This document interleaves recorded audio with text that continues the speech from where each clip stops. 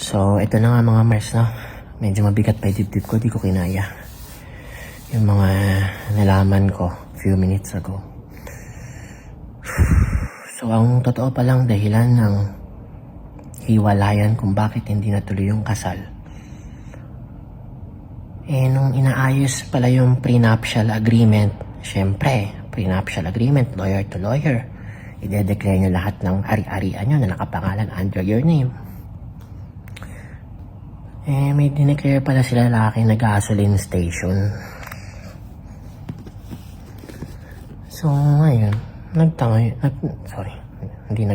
nagtaka yung pamilya ni babae kung saan galing tong gasoline station na to Wala ka namang kita, model-modelan ka lang naman Paano ka nakapagpundar ng gasoline station?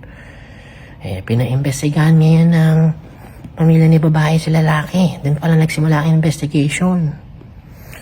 Ito pala yung tinutukoy ni Madam Christy Permin. So, nung nag-iimbestiga sila, they found out that this gasoline station ay bigay sa kanya ng isang bakla. So, nag-dig deeper sila and they found out yung past nila lalaki. Na nagulat sila. Talaga palang siya before ng mga anis. Kasi nga walang-wala Tapos may isang mayaman na Juding, binigyan siya ng gasoline station. Kung sino yun, hindi ko na lang pwede banggitin dito. Ayun. Kaya hindi natuloy yung kasal. Oh my God.